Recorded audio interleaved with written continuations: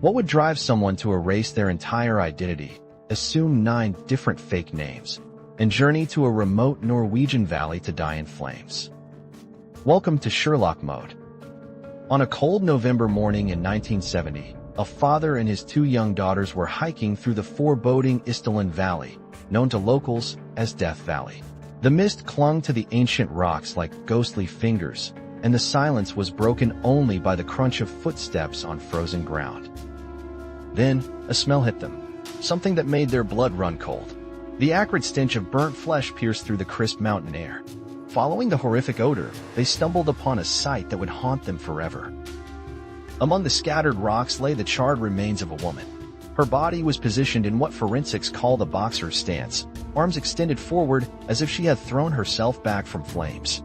The front of her body was burned beyond recognition, but strangely, her back remained untouched. The scene that greeted the Bergen police was unlike anything they had encountered. Around the body lay a mysterious collection of objects. Jewelry scattered like breadcrumbs, sleeping pills, bottles reeking of gasoline, and a burnt passport. Every single item had been methodically stripped of identifying marks. Carl Halver AAS, the police lawyer first on scene, would later describe the overwhelming stench and the chilling realization that this was no ordinary hiking accident. The woman appeared to be in her 30s, with distinctive dental work featuring 14 fillings and gold crowns, unusual for Norway at the time. But who was she? The autopsy revealed she had died from a lethal combination of sleeping pills and carbon monoxide poisoning. Soot in her lungs proved she was alive when the flames consumed her. Most disturbing of all, her fingerprints had been deliberately sanded away. 3 days later, Bergen police received their first breakthrough. A railway employee recognized the woman's description from newspaper reports.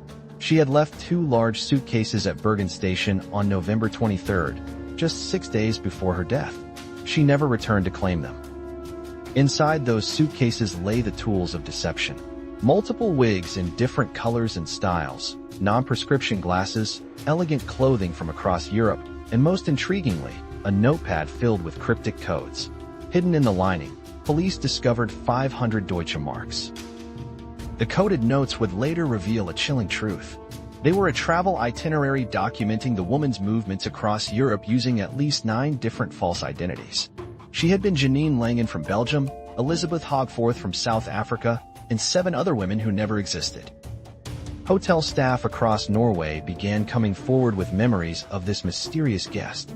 She spoke multiple languages fluently, paid only in cash, and displayed a paranoid obsession with changing rooms soon after checking in. She wore different wigs and seemed to watch everyone around her. One traveling salesman recalled dining near her in a Bergen hotel. She appeared constantly vigilant, her eyes scanning every face in the restaurant. When 2 men in dark suits entered, she abruptly left her meal and vanished into the night. The last confirmed sighting was at Hotel Maren on November 23rd. The woman, calling herself Finn Lynch, checked out of room 407, paid in cash, and requested a taxi. She seemed agitated, her hands trembling as she handed over the money. Then she disappeared into the Bergen streets. But the most chilling testimony came from a hiker who had encountered her 5 days before her death. On a remote mountain trail, he saw a well-dressed woman who seemed terrified. She was being followed by 2 men in black coats. She opened her mouth as if to speak or cry for help, but then closed it and looked back at her pursuers with resignation. When the hiker reported this encounter to police after hearing about the discovery, he was told to forget what he had seen. The case would never be solved, they said. But why the cover-up? What secrets was this woman carrying? The year was 1970. The Cold War was at its most intense. Norway, though neutral, was strategically crucial, sharing a border with the Soviet Union and hosting NATO installations. Bergen itself was home to naval bases monitoring Soviet submarine activity in the North Sea. The woman's movements coincided with the testing of Norway's top-secret Penguin missile system, designed to counter the formidable Soviet fleet. A fisherman later reported seeing a woman matching her description near the missile test sites, asking questions about the underwater detection equipment. Every aspect of her behavior screamed professional espionage. The meticulous removal of identifying marks, the constant surveillance awareness, the sophisticated identity changes. Former Norwegian intelligence analysts would later confirm this was textbook counterintelligence work. Among her possessions were items suggesting connections to multiple intelligence services. Israeli-made coding materials hinted at possible Mossad involvement, while her movements through communist Eastern Europe suggested Soviet connections.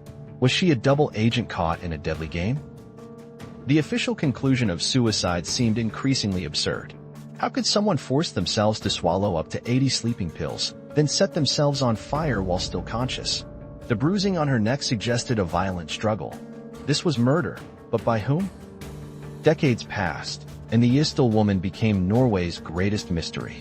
Her grave in Bergen bore only the words "unknown woman," but the secrets buried with her were about to resurface. In 2016, Norwegian broadcaster NRK and the BBC launched a new investigation. Using cutting-edge isotope analysis on her preserved teeth, scientists made a breakthrough. The chemical signatures revealed she was born near Nuremberg, Germany around 1930 and raised in French-speaking Belgium. The timing was significant. Born around 1930, she would have been a child during World War II. Was she a refugee who fled Nazi Germany? Or perhaps someone with deeper connections to the war's dark aftermath? In 2023, a bombshell revelation emerged. Swiss newspaper reports suggested a possible connection to François Genoud, a Nazi financier who had become a key figure in post-war espionage networks. Genoud had connections to Palestinian militants, Nazi war criminals, and intelligence services across Europe. The reports suggested that Norwegian intelligence services may have deliberately obstructed the local police investigation. If true, it would mean the Isdal Woman was involved in operations so sensitive that both East and West agreed her secrets should die with her. But the most significant development came with the emergence of the DNA Doe Project, a volunteer organization using genetic genealogy to identify unknown victims. For the first time in 50 years, there was hope of finally learning the Isdal Woman's true identity. The preserved organs found at Bergen University Hospital enabled advanced DNA analysis. An international collaboration was launched, with Interpol issuing a black notice seeking matches from European law enforcement databases. Meanwhile, her dental work provided another crucial clue. The sophisticated gold crowns and numerous fillings were consistent with South American or Eastern European dental practices, not typical Norwegian work. This suggested she had lived in multiple countries before arriving in Norway. Handwriting analysis of her coded notes revealed she had been educated in Belgium, evidenced by distinctive characteristics like double-crossed T's and signature underlining typical of French educational systems. Yet she spoke German, English, Dutch, and French fluently. The sophistication of her operations was extraordinary. She had somehow obtained multiple authentic-looking passports, maintained complex coded communications, and executed a travel pattern that would have required significant financial resources and intelligence support. Every hotel she stayed in reported the same strange behavior. She would arrive, inspect her room thoroughly, often moving furniture or requesting a different room. She never used the phone and always paid cash in advance. It was as if she expected to be found. The contents of her suitcases revealed a woman prepared for any situation. Multiple identities, disguises for different social settings, and clothing appropriate for both formal meetings and covert operations. Yet there were no personal items, no photographs, no letters. Nothing to reveal her true self.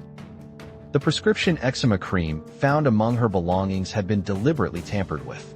The doctor's name and patient details were scratched off, but chemical analysis revealed it was manufactured in Switzerland. Another piece of the puzzle, but leading where? Perhaps most intriguingly, witnesses remembered her distinctive accent when speaking English. Some described it as slightly Germanic, others as having Eastern European undertones. She could apparently adapt her speech patterns to match whatever identity she was assuming. The positioning of evidence at the death scene suggested staging. The jewelry wasn't on her body but scattered around it. The sleeping pills were too perfectly arranged. Even the way her body was positioned seemed deliberate, as if creating a specific narrative. Forensic investigator Tormod Bones described the scene as resembling some kind of ceremony. The careful placement of objects, the ritual-like arrangement, suggested this wasn't a simple murder or suicide but something far more complex and disturbing. The empty liquor bottle found at the scene was St. Halvard, a Norwegian brand. But toxicology showed no alcohol in her system. Was it placed there to suggest she had been drinking? Another false clue in an elaborate deception? The 2 plastic bottles smelling of gasoline were found near the body, yet there was no evidence of a fire at the scene large enough to cause such extensive burns. Where had she been burned? And why transport the body to this remote location?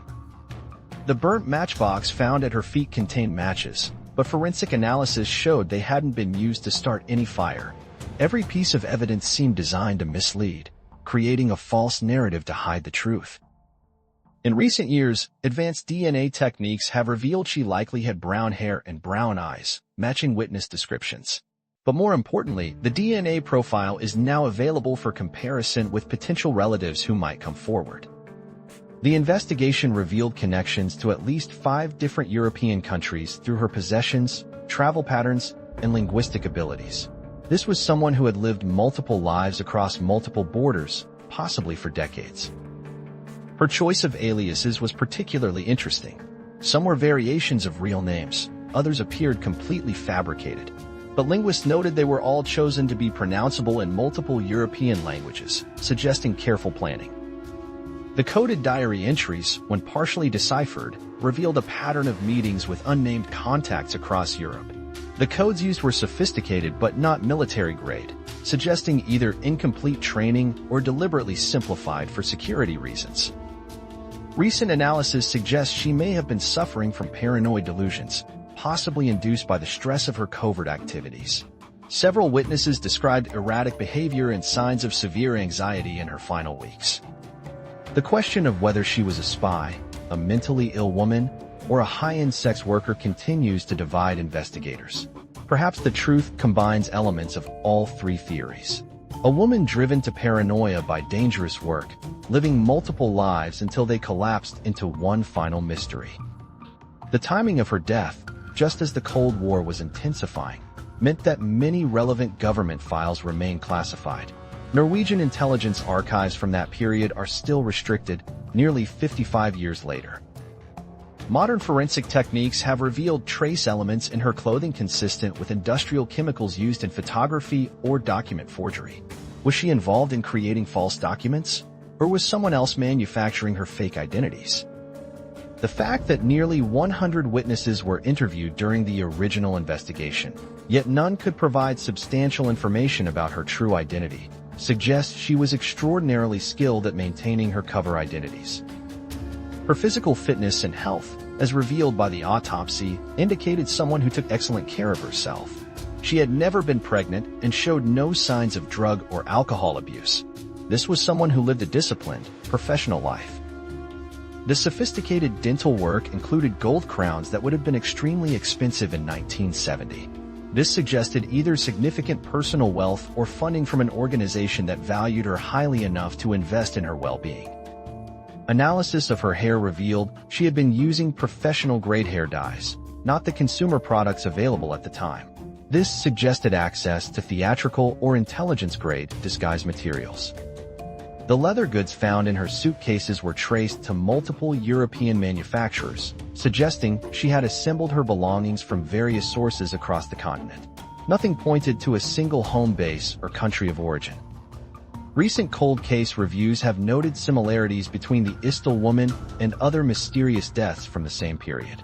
Was she part of a larger network that was systematically eliminated, or was she a unique case? The preservation of her remains and evidence at Bergen University Hospital has proven crucial for modern analysis.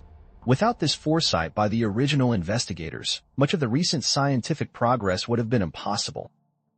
The international cooperation now involved in solving her case represents a new era of forensic investigation.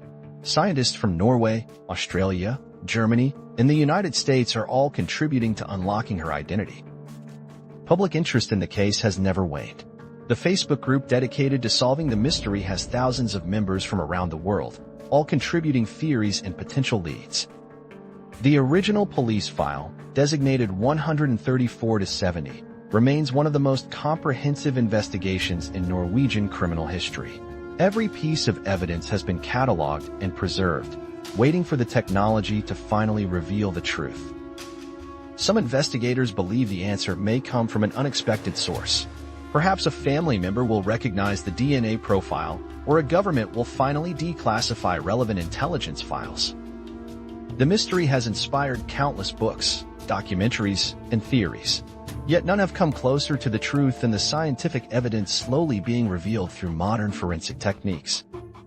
As we stand at the threshold of potentially identifying the Isdal Woman, the question remains, are we prepared for the truth? Her identity may reveal secrets that powerful people preferred to keep buried.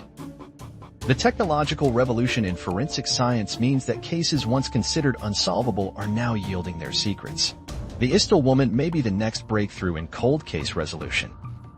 Her story represents more than just a mystery. It's a window into the shadowy world of Cold War espionage, where individuals could disappear entirely from official records, living and dying without leaving a trace.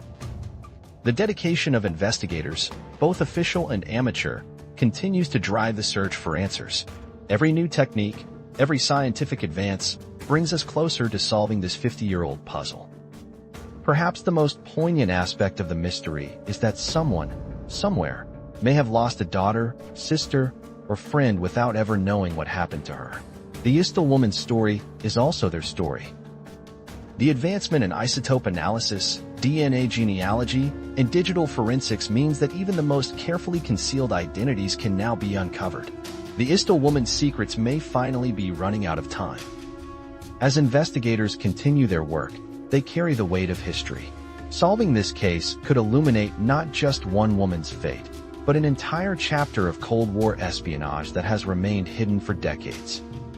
The Isdal Valley itself has become a pilgrimage site for mystery enthusiasts. The remote location where she died now attracts visitors from around the world, all seeking to understand what happened in that desolate place. Let us analyze the evidence with the precision of Sherlock Holmes. The methodical removal of all identifying marks suggests professional training. The multiple identities indicate sophisticated support. The coded diary reveals ongoing operations. The luxury items suggest significant funding. The location of death points to a prearranged meeting gone wrong. The isotope evidence places her childhood in Germany during the Nazi era. The linguistic abilities suggest intelligence training. The international travel patterns indicate ongoing missions. The paranoid behavior suggests she knew she was in danger. The staged death scene suggests her killers wanted to send a message. The Swiss connection through François Genoud opens a darker possibility. If she was connected to Nazi gold networks, Palestinian militants, or international arms dealing, her death may have been ordered by any number of intelligence services seeking to silence her. The witness testimony of the two men in black coats suggests she was being hunted. The official cover-up implies government involvement. The sophisticated execution suggests professional killers. The ceremonial arrangement suggests a warning to others. Most tellingly, the immediate classification of the case and the pressure on witnesses to remain silent suggests that her identity and activities threaten powerful interests. Someone with significant influence wanted her story buried forever. The recent DNA advances and international cooperation may finally pierce the veil of secrecy. But even if we discover her name, will we ever learn the full truth about why she had to die? Some secrets are buried so deep that only the dead know the answers. The Isdal Woman remains one of the most compelling mysteries of the 20th century. A woman who lived many lives and died with all her secrets intact. Her story continues to haunt us, reminding us that even in our connected world, it's still possible to disappear completely. Until science finally reveals her true identity, she will remain the enigmatic figure who walked into the Norwegian mountains and vanished into legend. The Isdal Woman, forever frozen in mystery, forever beyond our reach. If you enjoyed unraveling this mystery, like and subscribe to Sherlock Mode.